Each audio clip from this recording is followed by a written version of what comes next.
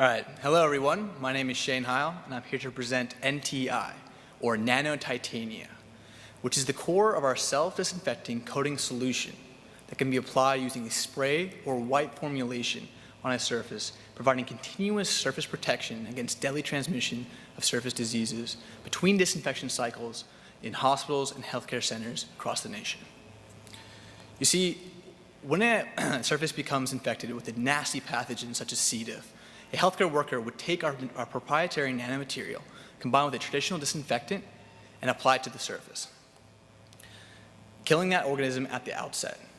Now, unlike a traditional disinfectant, our material remains on the surface, providing continuous protection, so that when recontamination occurs, our product, our photocatalytic innovation, can take the energy from light, along with the oxygen and water and air, and turn it into these super powerful cleaning radicals.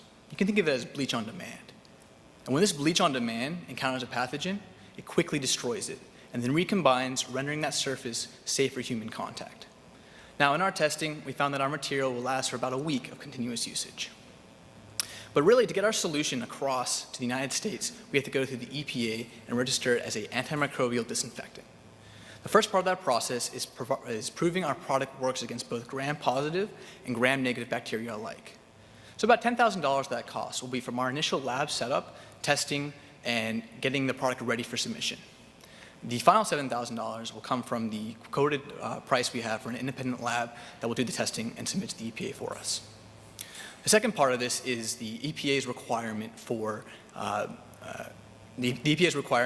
testing, specifically acute toxicity testing or six-pack testing.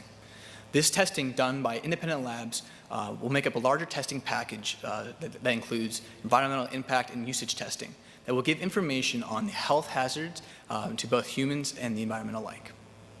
Finally, we will take all that together, submit it to the EPA along with a processing fee and a proposed label that will give us a cost about $53,000 to $70,000 in a 1.5 to 2 year timeline. So let me put that cost into perspective. So for every 25 patients that enter into a hospital, 1 gets sick from a healthcare-acquired infection. That effect compounded across the entire nation paints a devastating picture that has likely touched you or someone that you know. The death toll is simply enormous for those patients die of infections that they didn't have walking into the hospital. But even if these patients do recover, the cost of treatment for the hospitals who often have to bear the cost of treatment is staggering. And our solution proposes to cut down about 50% of cases that represent the surface transmission of healthcare-acquired infections. Thank you. Kelly? Great presentation. Thanks, Kelly. Thank you very much. How does this antimicrobial compare to other nanotechnology antimicrobial applications that are being developed, like nanosilver, for example? Sure. So it's a catalytic technology. So again, one of its benefits is that it does use energy from light. So it has a longer time lasting than nanosilver or even copper does, because that represents the copper and the silver actually have to remove ions from the material, whereas this just generates the radicals used from the air around it. So you talk about effectiveness for about a week. How does that tail off? How reliable is the antimicrobial activity at Sure. 5 days, 6 days? Right. So to begin with, we hit about 99.9% reduction, about 2 to 3 hours.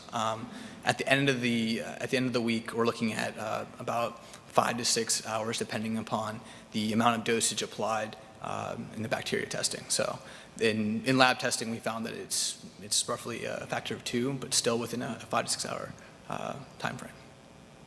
Jeff? So once you get through the APA process to start to manufacture it, to build it, to get it out into the market, Right. How have you thought about that? What would it take to actually put something together to manufacture this at a level that makes sense? Sure. So it's kind of starting backwards. We'll start with how do the hospitals purchase this material. So they go primarily through distributors. So our process would link up with a distributor of some form. There are kind of 2 big options. One would be partnering with a larger company. So Ecolab, for example, would be an excellent candidate for this. Alternatively, there is some potential to set up a pilot plant production. Even in lab, we can hit pretty sustainable outputs that could likely serve as a couple hospitals to serve as beta testing. But likely we would need some manufacturing assistance along the way. So I'm going to introduce a personal element to this question, if that's okay, because I have my ankle operated on. Sure. And I had a roommate, and I don't recall them coming in and disinfecting the whole room when the roommate left. So my first question, part of my question is, what are the requirements that each hospital has? And then the second part is, what do you project your cost per use to be versus what's already on the market today? Sure. So the requirements, it's interesting. It depends on the level of unit. So intensive care, at least at my local hospital, they do it pretty often. For roommates like that, it's a little uncertain. I'm sorry? I may have been asleep when It's a little uncertain, but that was actually the exact situation. One of my mentors actually had a similar injury to you on his leg and was hospitalized for an additional 3 weeks afterwards because of this.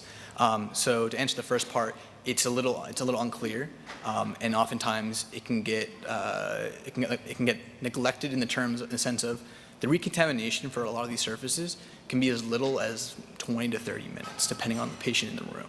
So it's not nearly enough, even if you are doing it. And could you remind me the second part of your question? What's your estimated cost per use? Cost per use. Compared to what's on the market? So we would sell it at around a little over $100 to a distributor, who then would likely mark it up to put it in the $200, $250 range. That is for a gallon of concentrated material.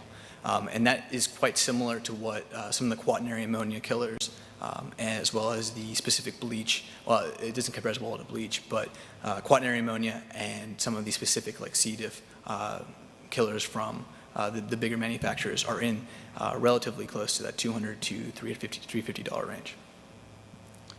Any follow-up? Mark? Yeah, just real quickly, I was curious. Obviously, the hospitals are a plenty large market to focus on, but is there any potential, or have you considered any potential beyond that with some kind of a consumer application for paranoid parents or home care or anything like that? Or, I mean, this idea was actually born out of sweaty gym shirts. And so, and in reality, regardless of whether or not we can do this process, I'm planning on taking this, at least a part of the technology, in a separate realm. So actually, athletic apparel, for example, or just something to be as like as a cleaner. So this also can work very well for removing stains, depolluting things, defouling, that may not have to go, depending on how I market it, and how my team markets it, doesn't necessarily have to go through the EPA registration process.